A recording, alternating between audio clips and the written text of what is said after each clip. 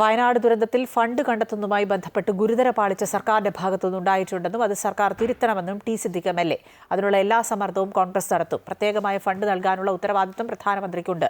എന്നാൽ അത് ചെയ്യുന്നില്ല. പ്രിയങ്ക ഗാന്ധിയുടെ നേതൃത്വത്തിൽ വയനാട് ദുരന്തത്തിൽ വേണ്ടതൊക്കെ കോൺഗ്രസ് ചെയ്യുമെന്ന് ടി സിദ്ദിഖ് പ്രതികരിച്ചു. ഇവിടെ പല രീതിയിലുള്ള സഹായം ചെയ്യാൻ മുമ്പോട്ട് വന്നതായിരിക്കുന്ന സ്പോൺസേഴ്സിൽ പല ആളുകളും പോകാനുള്ള കാരണം എന്താ? ഞങ്ങളുടെ മുഖ്യമന്ത്രി അന്ന് അസംബ്ലിയിൽ വെച്ചുകൊണ്ട് പറഞ്ഞത് സ്പോൺസേഴ്സിന്റെ മീറ്റിംഗ് ഉടനെ നടത്തും. ഇതുവരെ നടത്തിയിട്ടില്ല. 100 ദിവസം കഴിഞ്ഞു. സർക്കാരിന്റെ പ്രയോറിറ്റി എന്താണ്?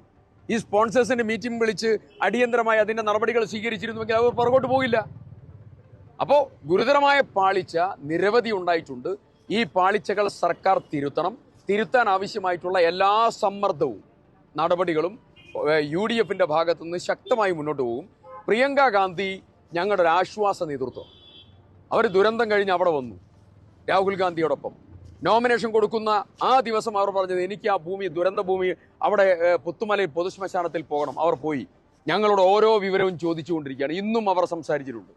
അവരുടെ ആ ഉജ്ജ്വലമായ നേതൃത്വത്തിന്റെ കീഴിൽ രാഹുൽ ഗാന്ധിയോടൊപ്പം ഞങ്ങൾ ഈ പ്രശ്നം പരിഹരിക്കാൻ എല്ലാ സമ്മർദ്ദവും എല്ലാ ഇടപെടലും UDFന്റെ ഭാഗത്തുണ്ടാവും. വയനാടിന് വേണ്ടി പ്രത്യേകമായിട്ടുള്ള ഫണ്ടാണ് ചോദിച്ചത്. ആ ഫണ്ട് നൽകേണ്ട ഉത്തരവാദിത്തം പ്രൈം മിനിസ്റ്റർ വന്നല്ലോ. പ്രധാനമന്ത്രി എന്താ പറഞ്ഞത്? You are not alone, we are with you, the government of India with you. വളരെ കൃത്യമായി പ്രൈം മിനിസ്റ്റർ പറഞ്ഞ വാക്കാണ്. എവിടെ പ്രൈം മിനിസ്റ്ററുടെ വാക്കിനോട് നീതി പുലർത്തണ്ടേ? ആ നീതി പുലർത്തൽ ഉണ്ടായിട്ടില്ല. അതിൽ രാഷ്ട്രീയമാണോ, എന്താണ് കാരണം എന്നുള്ളത് പറയണം. അങ്ങനെ പോകാൻ ഒരു കാരണവശാലും അനുവദിക്കുന്ന പ്രശ്നമില്ല. തിരുത്തിക്കും.